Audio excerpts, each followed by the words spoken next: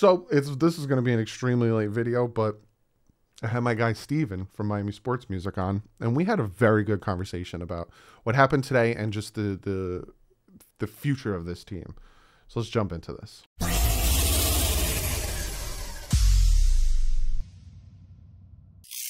What is up, Finn fans? Yes, today is a rough day. I was sitting there after I shot the post-game video, went hung out my baby, which, not gonna lie, just brushed everything away. It's amazing just to be able to go downstairs, hang out with my baby. And then I hit up Steven. I wanted to get a different perspective because Steven is an all-in Deshaun Watson fan of Miami Sports Music. He does a ton of different podcasts. He does his morning podcast over there. So I wanted to get his perspective on things too. I want to get another set of eyes, ears, whatever you want to say, on here to get another perspective. So I brought him on. We were supposed to only chat for about 10-15 minutes. We ended up chatting for much longer, if you can tell by the length of this video, and this will also be on the podcast. So hope you guys enjoy it. If you're not watching it on Sunday night, you're watching it Monday. Hope you guys enjoy it. But before we jump into that, I got to do shout out Patch Vibes. If you're looking at the shirt I was wearing in the live stream today, that's at Patch Vibes. PatchVibes.com. Use the promo code DDW2. You get yourself 20% off with great patches, t-shirts, hats, pins, all that stuff. Backroom Collections. If you don't know about Backroom Collections, they have some fantastic. Look at this. Can you hear that? Canvas. Look at this. I'll show you the back. Fantastic stuff. Use the promo code DDW. You get yourself 10% off. And they don't just do Miami Dolphins. They don't just do NFL. They do it all. So let's jump into this great conversation with Steven. And I hope you guys enjoy it. Got the man, the myth, the legend, Mr. Miami Sports Music himself, Steven. Steven, how are you? I don't even know what to say because, first of all, Mr. Miami Sports Music himself, I like that, but I think that's solo style. I'm Mr. Clock Blockers. You're like tied in with it. Without you, there's no Miami support. Like, he is Miami Sports Music. Without you, I'm glad you're saying it. Somebody's saying it around here. No, I'm first of all, I'm really excited to be here. Thank you for having me on. I wish they were under better circumstances, but the last 5 weeks have been what they are. Oh, Jesus, take the wheel. Drive it right off a bridge. Bro, I've been trying to let him take the wheel. It's still not working, bro. It's not working. Quick question. Let me know. There's a big debate going on Twitter, and I don't understand why this debate's going on, but last time me and you had a conversation on TD's channel, you were all in for Watson, which, understandable. Watson, top 5 quarterback. Fantastic. Looking at today, what's your thoughts on how Tua did? And do you think, and I swear, this is a conversation that's being had on Twitter, some media people, do you think Tua is the reason they lost this game? Well, number one, I am the president, self-proclaimed president of Bring Deshaun Watson to Miami Fan Club. That's one. Number two, Tua Tagovailoa, whatever. He is not the reason we lost this game today. He played a great game today, in my opinion. Over 300 yards passing, 2 touchdowns. He looked good. He did enough to put us in position to win that game. Yes. And he, in my opinion, look, there are a couple plays that you can go back and point to and be like, well, if he did this, maybe we're not stuck in a particular position that we're in. But we're playing an 0-5 team. There were missed tackles. There was a million things that you can point to. And ultimately, in my opinion, and I'm sure we'll get to this, I think it falls on coaching as to what happened today. That's the reason we lost, ultimately. So, I think Tua, personally, this is how I feel about it. There's no reason to go on and get Deshaun Watson right now. Mm-hmm. You go out, you give Tua the keys to the car, say, this is your ship for the rest of the year. And you see what happens. Because we need to see we need to see everything. Yeah. We need to see everything. And he didn't, like you said, he didn't do bad. There was that throw to Waddle. He had the pocket collapsing around him. He still got that ball off first down. He was making the plays. Another question, big debate. Did the ball touch his finger? 100%, bro. Come on. All I was doing was I'm on my phone just like this. I'm like, all right, that's angle number 887. Yes, it touched his finger. His fingers went up. his fingers went up. Yes, it touched his fingers. Yes, it should have been a touchdown. Like, the officiating was so bad in this game. The officiating's been bad in the NFL all year. You see, so this has nothing to do with our game. Did you see the roughing the passer on Kyler Murray? I mean, horrible call. Horrible call. Like, here's the problem. And so this is a debate, and we could have our own show on this itself. There is no accountability for these guys. They're a part 100%. Of a union. And if you make a bad call, what you don't get to, a referee a big game in this year's playoffs. There's no accountability. There's you're not going to get fired. To move it just real quick to baseball, because they're part of the same thing. Angel Hernandez is an umpire in Major League Baseball. He sued Major League Baseball because he's like, hey, I'm not getting any big games. Major League Baseball came back in a court record and said, you're bad at your job. You make horrible calls, but yet he still umpires in the majors. So it's the same deal in the NFL. There's no accountability at all. None. So here's the thing. They need to make them full-time. Mm-hmm. They need to pay them better. And there needs to be year-round stuff that they have to do. And if they did that, I think you would see a change with NFL referees. 100%. Looking at the team going forward, something has to change. I said this, I think the Colts game, I said something has to change. This is now the turning point. You lost to a team that hasn't won since September of 2020. Like, this 20 consecutive losses. Do you see, I ask Big O this all the time, so I'll ask your opinion. Do you see either Greer or Flores getting fired, or do you see somebody getting fired? So today, after the game, I took a nice nap, and then I proceeded to go to watch the Addams Family movie with my family at the movie theater, which was great. I needed that to just get away from football. But what I'll say is, on the ride there, I'm talking to my wife, and I'm telling her, I'm like, you lose to a team that's 0-20, and you're projected to be a playoff team this year. You're supposed to take that net. Somebody's head's got to roll for this. Yeah. Like, there needs to be accountability here. And what I'm hearing in the post-game presser, no accountability. Nope. They flat out told Flores, hey, the question was stated to Flores, well, do you think you need to do it? I don't think we need to change anything. We need to keep doing what we're doing. We're going about it. Bro, you've lost 5 games in a row. What do you mean you don't need to change anything? Are you kidding me? Now, let's get something straight. I am a Flo guy. I like Flo. I think Flo should have been coach of the year last year. The reality is we are 0 in our last 5 games. We have not won one. We barely went up to New England and pulled it out. Yeah. A win is a win. But good teams find a way to win. And right now, here's what I know. Facts. Straight facts. We're not winning. Nope. We obviously can't evaluate talent with people like a Luminor going to be the best offensive lineman for Vegas. He was in our training camp. Yeah. We didn't have to go on and get Greg Mance. We had somebody here. So you can't, and you're not developing the talent that you have. So I have to put that on scouting and coaching. Mm-hmm. And so for me, who gets the blame for that? Unfortunately, you got to go look at the top, and that's the GM.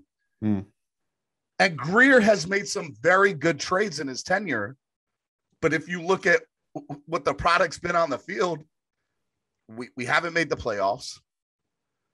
And I understand this is year 3 of a rebuild, but you can't take a step back like this. Not this big. And it doesn't help that everything else is kind of stacked on top of that, right? Like the Justin Herbert conversation, the Sean Watson. So Miami had everything that could go wrong, went wrong for Miami. Yeah. And that's the reality of where we're at right now. And unfortunately, as Dolphins United would say, that's so Dolphins. As DP would say, that's so Dolphins. That's so Dolphins. There's no other way to put it than that. There were such high expectations coming into the season. 10-6, one of the best defenses last year. Mm-hmm. And it's not. It's I kept saying it in my post game. They suck. Noah Igbinoghene played absolutely horrendous. He needs to go. And I always say this, and I when it comes to young talent, I always give them some time. Like Austin Jackson, I wasn't ready to throw him to the wayside. They move him to guard. He's actually a pretty good left guard. And taking a left guard at 18, I'm not so upset with in the first round. Yeah, we could have had someone better, but I'm not that upset with that. Tua's Tua. You guys know how I feel about Tua. I'm still waiting for my decision on that. But what I saw today, I'm like, top 5 now, but he's still there.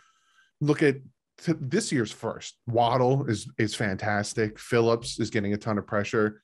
So out of the 5 first-round picks, 4 of them are decent. They don't suck. And then you have Noah Igbinoghene. If it wasn't for us trading back and getting that extra pick, I would be even more furious. But I remember when they took him, I said, who? Like, there was Wingfield. Nobody had him on their draft board higher than the second round. Nobody. We did, though. We all the Dolphin fans wanted the Wingfield, the safety, who was still there. We wanted a guard. We wanted a center. We want a running back. Tristan Wirfs. Tristan Wirfs could have been a Miami Dolphin, right? Yeah. Justin Herbert. The list goes on. The list goes on. Penei Sewell, Kyle Pitts, Creed Humphrey. I don't mind. Here's my thing about Greer. I didn't mind the trade back to 12, and I didn't mind the trade back up to 6. If he stayed at 12, I think they would have took Mekhi Parsons, because our linebacker core is worse than our offensive line, in my opinion. Moving back up to 6, I didn't mind that, because I'm like, all right, they could still get Penei Sewell, they could still get Jamar Chase, they could still get a top 5 talent, because everyone's reaching for quarterbacks. Because Zach Wilson kind of sucks, and so does kind of. Yes, he does. But hey, you know what we're good at evaluating? Suckiness, and Zach Wilson sucks. Okay. Yeah, we know suck when we see it. Yeah. Okay. There's no denying that. No debate there. But the thing that bothers me about the trade is that they were so cocky in the trade that they were like, "We'll give you our first." Like the Eagles were probably like, "Oh no, we want your first. We don't want the 49ers first." And we were like, "Yeah, sure. We're going to be good this year." I have people in my comments. You realize they're going to get the first. There's an opportunity they get the first overall pick. Right now, we are the worst team in the AFC. We are number 1 worst team in the AFC. It's a top 3 pick. It's a top 3 pick right now. It's a top 3 pick. And that infuriates me. Infuriates the hell out of me. It was a dumb move. You put too many chips on yourself, which I would have said to the Eagles, no, you're getting the 49ers pick. Because I have people in the comment section saying, "Oh, they're tanking on purpose." I'm like, if they are, that's the dumbest thing, because they don't own their first. I've seen that take on social media myself. Follow me at Stephen D SKPL. Shameless plug. I'll pop it up. But it's like, why? Why would you tank on purpose right now? You won 5 games first year, right? 5 games first year.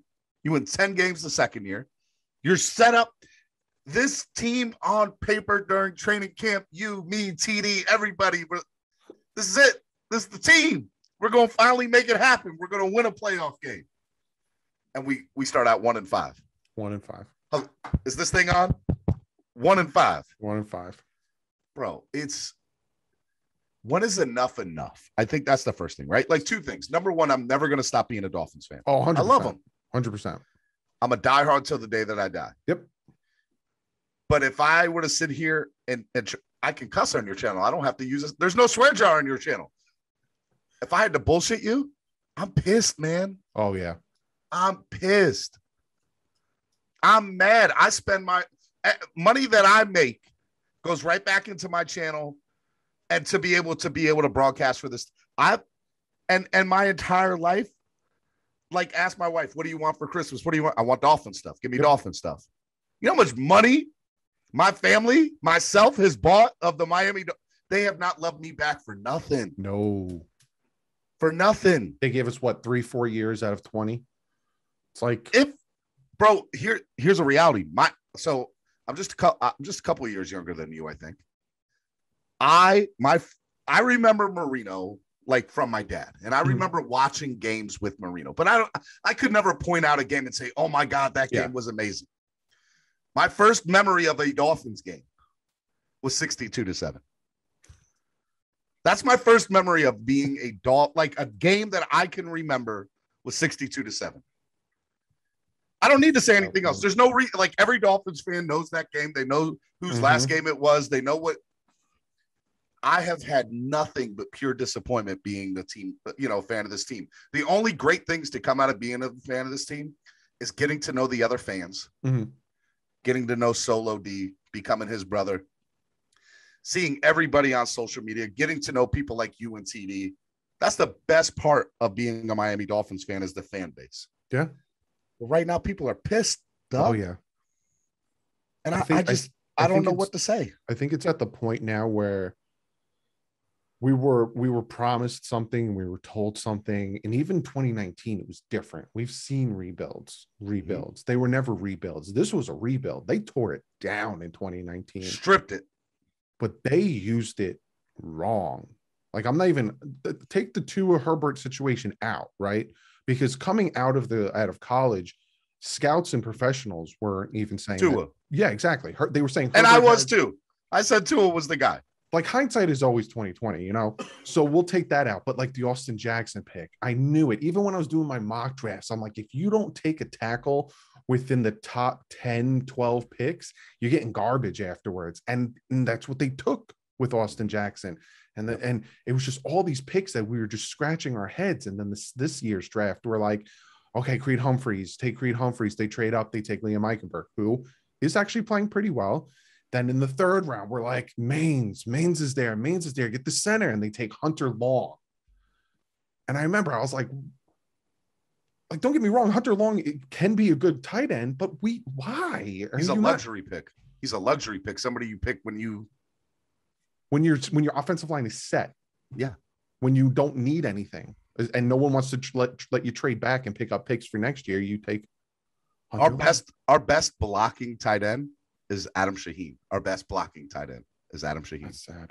Who, by the way, had 2 penalties, I think, today. That's the other thing. Let's talk about that. Because you even brought it up, the discipline. This team, I don't know. And I'd love for these reporters to ask Flores these types of questions. Why is it that in 2020, heck, even 2019, you were the least penalized team? You had discipline. You were stopping conversions on defense. You were doing all these things. Why are you last in all of that this year? What changed? And why do you think getting rid of veteran leadership is smart? Like, they won't ever ask him these questions. So 2 things, and we're being honest here, right? They're never going to ask that question because I don't think the Miami Dolphins will allow them to ask that question. And if they do, they're going to get yelled at for asking that question. You know the best part about what you, myself, TD, Reason, we all do? We don't have media access. So we can say whatever the heck we want to say because it's real. And I don't want to throw guys like Omar or Daniel or anybody, Greg Cote, whoever. I don't want to throw them under the bus. That's not what I want. That's not what I'm trying to do. Yeah. But the reality is, if they ask the wrong question, they're going to get yelled at. Somebody's going to say something to their superior, and there's going to be a backdoor conversation. We don't have that, and that's great. But you're never gonna get that question. And number 2, even when you get that question, you're going to get the PC answer. Yeah. So here's my take on it. Kyle Van Noy was the guy. He was the guy that was a veteran leadership in the locker room. Players responded to them. I thought everything was good. But I'm going to tell you the real reason I think Kyle Van Noy is not on this team. Coach Flo. Mm-hmm. There is some sort of clash that happened there. Nobody can tell me differently that that's the case. That's not the case. Because what was it, $4 million we saved on cap or something like that? Yeah, it was like nothing. I think nothing. I think we're still paying him to play on the Patriots. Bro, if we really wanted him, we would have kept him. And it wasn't his ability to play, because the boy can still play. He still got skills. He said he would have took a pay cut. They never went to him to ask him to take a pay cut. 100%. He wanted to be in Miami. I'm telling you right now, it was a flow, and Van Noy did not get along or didn't see eye to eye or something happened. And now we're starting. I'm telling you, as this story starts to unfold this year, I hate to be this guy, but I think the Nick Hicks story has legs to it. Mm. There's something that's going on in that locker room that players are not responding to Flo. And that's totally different than what we saw last year, the head coach that was fighting the Cincinnati Bengals. Yeah. Yeah. So there something is not adding up. 1 + 1 is 2, and I'm not seeing the math. Mm-hmm. So I think it's honestly a Flo thing, because if players are, they're not playing up to their best of their ability. They're not being coached correctly. It's a circus, man. It's a straight up circus. And Flo's at the wheel. And I love the guy, but somebody's got to take accountability for this. And he's not in the press conferences. No, not at all. And it's funny too, because, you know, we talk about Flores and there is that difference. And I've all year been thinking that maybe that's why he has the OC, the DCs, all these people that are first timers, because he doesn't have a guy chirping in his ear. Listen, you should be doing this, this, and that, because I don't think he likes to hear it. That being said, who's the guy that we had? Who's the guy that we had that got like sick? Oh no, he coached the Colts and the Lions. Yeah, Jim Caldwell. We had Caldwell. He probably wanted to come back to Miami. You mean to tell me there's not more to that story? Come on, bro. He is a Super Bowl winning offensive coordinator, and we bring in Chan Gailey. Like, don't get me wrong, we had a great offense last year under Chan Gailey, but you bring in Chan Gailey, who like came in on a jazzy scooter. Like, come on, man. I'll apologize to Chan to a certain extent, but he was not the answer. No, he brought an outdated offense, and it was his offense. Even if you like to or don't like to, his offense was predicated towards Ryan Fitzpatrick.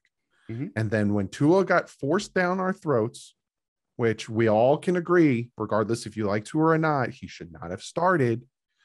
When he got put into the position, Chan Gailey was like, well, now I have to make the offense work for him. So I have a whole working theory on that, sir. Because the breakdown that I did, I think this offseason showed it perfectly, that all Chan Gailey said to him is, you have Devontae Parker on a go route, and you have these two receivers here doing crossing routes. If you have a single high safety, look them over to the right, throw to Devontae Parker. If you have a two high safety, throw to the slant. Other than that, hand the ball off. And that's all they gave him. Then the Denver Broncos disguised their safeties, and all of a sudden he had a horrible game. He was confused. He had no idea what to do. He shouldn't have played last year. It's plain and simple. I'm going to give you one better. He shouldn't have played this year, Doug. We should have kept Fitzpatrick. We should have kept Fitzpatrick. So, dude, here's my working theory. My working theory is this. Tua can be a very good starter in the NFL. He could be a Pro Bowler. Yeah. He can be a guy that might be able to bring you to the promised land. Yep. He is not a top 5 pick in any way, shape, or form. I think if he never had the hip injury, he would have. I think that hip injury really did something to him. I'm not. To me, that's neither here or there. I think the reality. You might be 100% right on that. But it's an if or but, situation. Exactly. Yeah. The reality is him being where he's at. Talent evaluation should have said, guys, he is not the pick. We need to go out at 5. Nope. We either go with Herbert or we trade back and get somebody else. And it's funny that you bring that up too, right? Because I defend Tua. I defend Tua on bad takes. I defend Tua like today when people said it was his fault. I defend Tua when people say he doesn't do well under pressure. I literally saw him today with 5 guys about to tackle him, throw a dot. I defend that. But you can go back pre-draft. You can even go back live stream during that draft. I kept saying, I'm all right. I always give you 3 guys I want on our pick. And I named Tua as one of them. But I always said the thing that worries me is his injury. I don't know what he did to him mentally, and I don't know if he can sustain it. I am constant with that. Now, again, if he never had that injury, he's not getting to 5. I think the Bengals take him at 1. And I think we either get Burrow or Herbert, and then all of a sudden, we never know. Story. But that's a Different what if story. situation, and we're not Marvel or No, Disney. and the reality is he did have that. And so my issue is he shouldn't have, right? So now all of a sudden we're at 5. We draft Tua. He's there. It is what it is. Now you have to have a front office and a head coach that's smart enough to say, he's sitting on the bench for a year. He ain't getting it. There was no preseason. There was no training camp last year. Nope. You had to have known his injury was as bad as he said it was last year. There's no, if you didn't, you don't need to be driving that bus, point blank. So they had to have known something was wrong. So you let Fitzpatrick play the whole year, in my opinion. You re-sign him this year and say, hey, look, we're still going to let you play this year. Tua might get the opportunity if things go awry. Mm-hmm. But the goal is you're going to start this year and you're going to be our guy. And because he played all year last year, again, this is all hypothetical. He plays all year last year. He's going to believe that. And he's going to be like, all right, yeah, I'll stay in Miami another year. Yeah. And if you do that, now what happens is Tua is still the guy that's, you know, the most favorite player on the team is the backup quarterback, right? Always. But Tua still gets that benefit of it out with the fan base. I think Tua can be a great player in this league. I just don't know if it'll ever be with the Miami Dolphins. And I agree with you 1,000%. And I said this in a video that people read the title, and I probably should have titled it differently, but read the title and just commented. And it was Justin Herbert versus Tua Tagovailoa, the debate. And my thing is, if the Miami Dolphins at 5 took Justin Herbert, I do not think he would be doing as well team-wise as he's doing right now with San Diego, because we don't know how to build around a quarterback. It took Ryan Tannehill 7 years for him to then go to Tennessee, for them to be like, oh, here's an offensive line. You have one of the best running backs in the game. We just need you every once in a while to win us the game on your arm. And he's been to the playoffs two years in a row. Yep. Which he does. So Tua is going, this is what's going to happen. We're going to play whatever we do for the next 11 games. We're either going to fire Flores, and if we fire Flores, they're going to bring somebody else in who's going to be like, look, Tua's not my quarterback. He has this and that, and you're telling me I can get Deshaun Watson. You're telling me I can get possibly Russell Wilson, or I can bring Aaron Rodgers in and let a young guy sit. All right, cool. Tua, we're going to ship you to whatever team.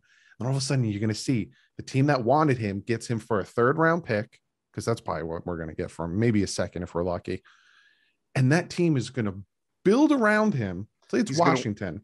Tua will win a Super Bowl in the NFL. Yeah. I'm almost positive of it, but I don't think it's going to be for us. No, because we don't. And I said this in a video, and I got so much flack for it. And I said it on Twitter, and people misunderstood what I'm saying. It has nothing to do with Herbert and how well he plays and how good his arm is. It has to do with the fact that he didn't do well and the team didn't do well last year. And that's why I'm still in the situation where you throw everything at the Texans for Deshaun Watson, you're still getting a 4-win team, because look at what he did with the Texans last year. We suck. Right now, the Dolphins suck. If we traded for Deshaun Watson in the beginning of 2020, we're in the Super Bowl last year. With that defense, like with Deshaun Watson, we're in the Super Bowl, I think. This year, the defense can't stop anything. And I've seen probably some of the worst tackling I've ever seen in my entire life today. Oh my God, please don't get me started on Van Ginkel's tackling or Baker's tackling. I don't want to do the film breakdown. I don't want to do the film breakdown, but I have to do it. I texted my buddy. I was like, he's like, so this should be a fun week doing the morning show. And I'm like, bro, what am I supposed to talk about for the next 5 days? Now, the good thing about me is I am Miami sports music. So I am now starting to figure out content for the Heat and the Panthers. Good. Because I don't think I can get 5 days worth of Dolphins content off of what everybody's just going to, we suck. We're horrible right now. We're horrible talent evaluators. We can't, like, that's the reality of where we're at. And what gets me is people are like, if you're a real fan, you wouldn't talk negative about the team. You have to show some accountability. I'm sick of losing. If you're a real fan, you have to be able to constructively criticize and get better from it. Yeah. And that's what we're doing. If you're going to say that me and Steven aren't real fans, I got a friggin' whole. Yeah, bro. Like, I'm not even gonna talk about that. Like, I'm not even Come gonna on, talk. bro. I defaced my body for this team. Come on, bro. Like, it is 10. It is almost midnight on a Sunday night. My wife is in bed sleeping. I am sitting here. Like, come on, bro. Like, this is nobody loves this team more than us, and I believe that wholeheartedly. But I'm gonna call a spade. And right now, we're the worst team in the NFL. Yes. I dare somebody to argue with me on that. And I said that before the Colts game. I said, if you do not decisively beat the Colts, I predicted a 28-14 win, because that's how decisively you need to beat the Colts. There's no way you're beating Jaguars. Sorry. There's no way you're beating the Falcons. There's no way you're beating the Texans. There's no way you're beating the Jets. Hell, we ain't beating the freaking Giants. Like, I don't know if we're going to win another game the rest of the year. I have no idea, because we couldn't beat a Jaguars team that Urban Meyer didn't want to coach for. And by the way, there's no burden of proof to make you think otherwise. You can only go based on what the eye test has shown you. And the eye test has shown you 17-16 in New England and 0-5. Yep. And it's funny too, because everyone wants to say if it wasn't for the fumble, we'd be 0-6, right? Which, of course, but a lot of people want to forget that, Tua runs for a first. Liam Eichenberg gets a call for holding. It's now 1st and 14 on our own 4-yard line. He audibles out of a run to a pass. So yeah, X got. We could easily be 0-6, but we could easily be 4 and. We easily, if the referee who's looking at Will Fuller get just mauled in overtime throws the flag for PI, we win that game because we're on the 1-yard line. I don't have to tell you this because but what I have learned. A wise man once said, Jeremy Kahn, who does radio up here in Baltimore, says good teams find a way to win. Yep. Okay.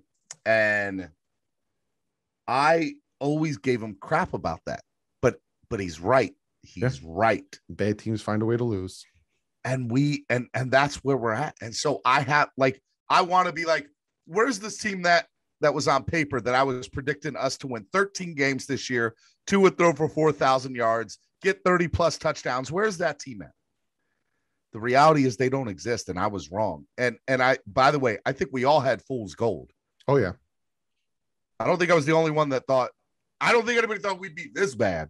No, I had 11 wins. I think 11, 12 wins. I had them losing to the Bills once. I think I had them sweeping the Patriots, sweeping the Jets, losing to the Ravens, losing to the Titans. I had them losing to the Bucks, but. And you know what I get to do? I get to go fly down here in a few weeks to do fan club weekend, and then do the Ravens game that Thursday night. only to fly back up, wait another 6 or 7 days to go up to New York to do the MetLife takeover. At least with the MetLife takeover, we have there's still that. It's like this game. There's still that chance we could win it. But last thing I'm going to ask you, because this is just depressing. It's depressing. It's depressing, bro. Stephen Ross, you can tell this man wants to win, and you can tell he is doing everything in his power to get us to win. What is missing? I feel bad for the guy. I really feel bad for the guy. He needs to have that Bill Parcells czar again, because he is hiring the wrong friggin' people. And would you be upset? So this is a two-parter. What do you think Stephen Ross needs to do? And the two-parter is, would you be upset if he brought in Jim Caldwell as the next head coach? Not Jim Caldwell, Jim Harbaugh as the next head coach. That's a loaded two question there, bro. It's a good last question. All right. Let me start up with Ross. So I think Ross, in his mind, has done the best that he could do for this team. I think he's made all the best decisions in his mind. They weren't the right decisions. Mm-hmm.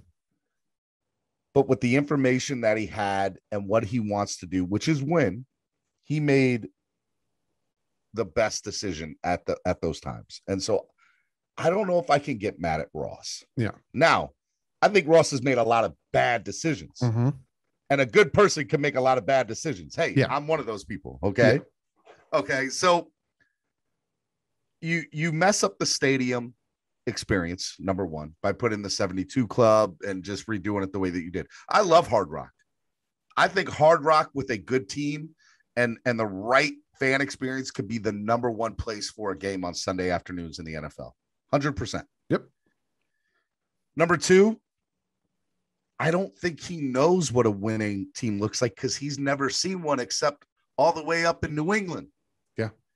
And by the way, even they're struggling right now without yeah. a guy by the name of Tom Brady. So, how are you supposed to imitate or create something there's really no real blueprint for? Because Tom Brady's not walking through that door. He's not coming in the next draft class. No. That's two. And so number three is, I think he has done everything with the exception of trading the farm to go get a Deshaun Watson type. He's broken he started. I've never seen a team do it the way that he did it. Like strip a team to its bare bones and start over. He's spent money on free agents. He's won the free agency February deal. Come on. He has done everything. He's brought in guys. He's had different head coaches. He's had intern.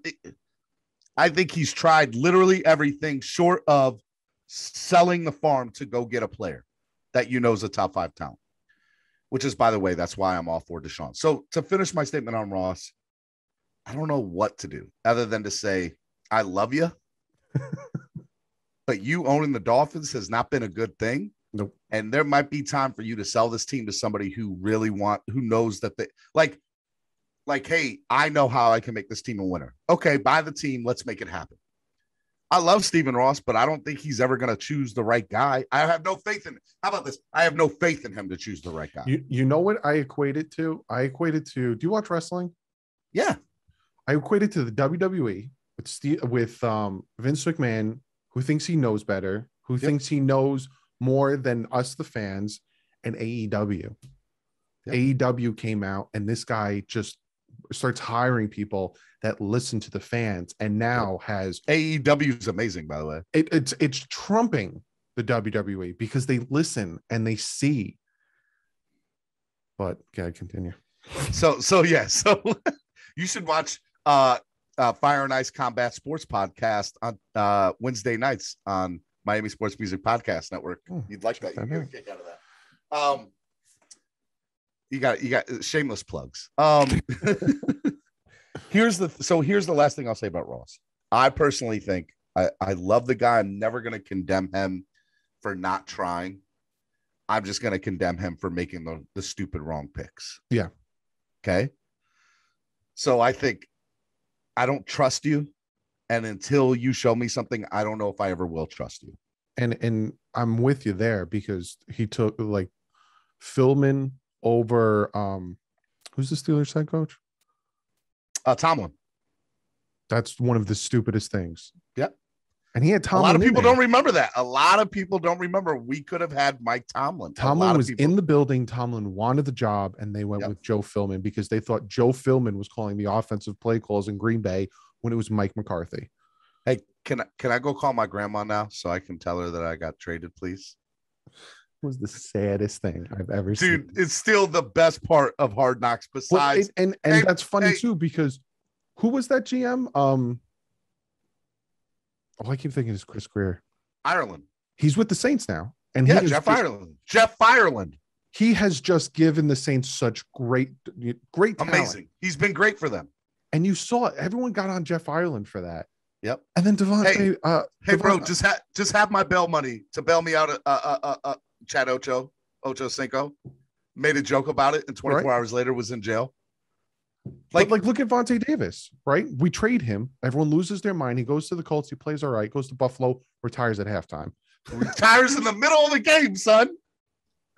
He was in the middle of the game. He traded him he came into camp out of shape and didn't care. So he's like, goodbye. What was the second part of your question? Jim Harbaugh. So Harbaugh. Okay. whenever we do let this regime go, because it looks like that's the foreshadowing here, right? Mhm. Like that looks like what's going to happen. You have to fire Greer with Flores. Yes. So whoever the GM is, I want that GM to make the coaching hire. I got a name for you. If we in any way, shape, or form make the coaching hire before the GM, we're doomed again. I want a GM. GM's got to go. He's first and foremost, because you hit the nail on the head, because the GM hired the coach. You can't keep the coach and fire the GM. They both have to go.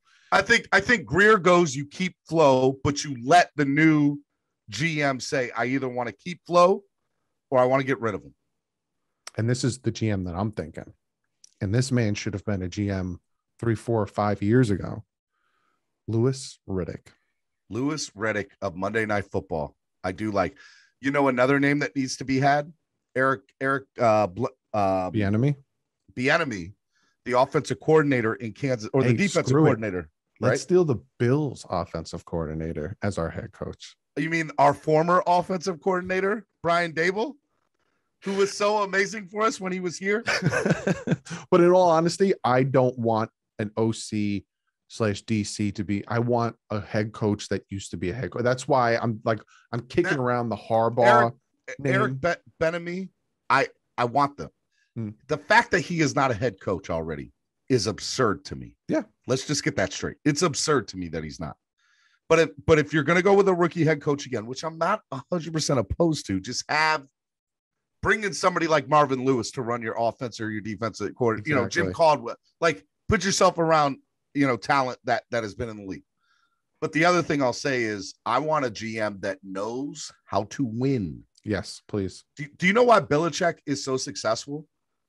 Not because Belichick's the GOAT or whatever, as some people would say. He's not. I love Don Shula. I don't want to get, because he cheats. That's why. Because he cheats 100%. Because of Parcells, and Parcells was a winner. He was a winner with the Giants. Yep. So I think in order to create a winner, the winner has to know how to win. Mm-hmm. And has to know what the blueprint is like behind closed doors on how to make that successful. I'm not saying you copycat it, but you have to know some of the ingredients in order to make a successful pie. And right now, we ain't doing it. Not happening. Well, just to reiterate, so people don't miscue our words, because it tends to happen. We're not saying Flores should be fired. I'm not. But in any way, shape, or form, I'm not. If they're both on the hot, the seat. It's funny, going into the season, people were talking about potential hot seat, and no, what are you kidding me? It's hot now. I was telling people they were crazy. Are you crazy? Get off my show saying that ridiculousness. I can't say that now. They're not crazy. But thank you so much it's so funny. I texted Steve and I was like, listen, let's get together. Let's do a quick 10-minute. I want to get this out before 11 o'clock so people can see it. Me and him have been chatting now for about 45 minutes. It's easy to do. It's easy to do. You there's certain people you just have that connection with that you can just we could probably keep talking for another hour, but again, it's almost 11 o'clock. And well, here's the thing. So number one, when I first started doing the podcast network over at Miami Sports Music, you were literally the first person I reached out to, you and TD. Mm. And I said, I wanted you guys to become part of the Miami Sports Music Podcast Network as an affiliate. I want you to help promote us. Not that you need our help to promote you, but I just feel like we can create good content together when we're together, which has been nothing short of amazing every time we get together. And, dude, what you've accomplished over on your channel is all bow down to you, dude. I appreciate that. You're so good at your craft. You're so good at what you do. I'm just trying to even get a slice of that pie. So if you enjoy DouglieDoWrong, I challenge all his subscribers to subscribe to Miami Sports Music as well. I'm not stealing your subscribers. I just want your subscribers to come over to my channel and subscribe too, bro. Every time I have someone on, I always tell them, go check it out. If you like what you see, hit the subscribe button. Follow every morning, 8 a.m. to 10 a.m. Clock Blockers, the #1 Miami fan morning show. I have an amazing pregame show. And we got some big things in the work. We're going to be doing live streams from Fan Club Weekend. We're going to be doing live streams from the meet and greet at Bow Campers, from the tailgate. We're going to be up in New York City for the MetLife Takeover at Slattery's, the Saturday night meet and greet, and then live streaming that on Sunday at the like nobody else is doing live stream from tailgates. Nope. Come check us out. We got some amazing content you're not getting anywhere else. And then the other thing is too, we're going to be on the hood of a NASCAR Cup car next Sunday, October 24th. Awesome. The number 52 Josh Bilicki car, Miami Sports Music's logo will be on the hood of the car, along with Tail Greeter, our sponsor. So big shout out to them. And I'm super excited, and I'm flying out there, and I'm going to be doing live streams from the NASCAR race that whole weekend. Dude, congrats on that, man. I appreciate it. It's funny that you brought up the channel too, because as of us recording this, I'm 44 subs away from 27,000. Yeah, I haven't. I'm almost at 8,000. So if any of you 27, almost 27,000 subscribers would please come over and subscribe to Miami Sports Music, I would be greatly appreciated, and you would be spreading kindness, because as you know, my social media handle, which I want you guys to go follow, is at Stephen D SKPL. Spread kindness, positivity, and love. And Doug, I think you do that every day on your channel with all of your videos. I love you, brother. I'm so glad to be partnered up with you in this. And I want to do this more often with you. Yeah, man. I'll definitely, we talk well. Maybe I'll make this, maybe we'll make this a little segment on just the podcast that I have. I'll have you on, and we'll just do like an hour on the podcast. So if you with it, man. I'm 100% want to hear this with connection more, Spotify, it's linked below. Go follow my podcast. I think it's just called DouglieDoWrong. I don't think I'm the podcast that's going to hopefully be on Miami Sports Music Podcast. Yeah, man. One day. You could share the link. I don't give a crap. I just want to win, man. Let me ask you this last question. Win. When are you like, what is it like? Here's a reality. We've never seen a winner, right? We've never seen one. When are you going to know? Like, when are you going to, is it going to be when we win a playoff game that you'll be satisfied, or when we get a top 5 quarterback like the, like, when are you going to be like, all right, this is the team, we can do it with these guys? There's no question about it. When we win consecutively without me dropping a deuce in my pants. That sounds like a really crappy situation, bro. Bang, bang! I ended on a good note. I like it. Make sure you got some Cottonelle for that, bro. Or some baby wipes at least. But no, like for real, like if, say we beat the Patriots and we had that, say we lost to the Bills by 3 because 2 would never get injured. This is my dream scenario in my mind. And then we beat the Raiders by 17 and we beat the Colts by 20. Then I'm like, we got something here. Yep. I thought we were there. Bro. That's not what happened. And I honestly think that's why this sucks more than 2 years ago or the 1-15 season. Because at the 1-15 season, we knew we sucked, right? Yeah, like from jump, we knew we sucked. Yep. And we knew we sucked 2 years ago. Like they stripped down the like it was what it was. Mm-hmm. But this is like putting as a fat boy. This is like putting a plate of chocolate in front of my face and then saying, "Psych, it's just cardboard."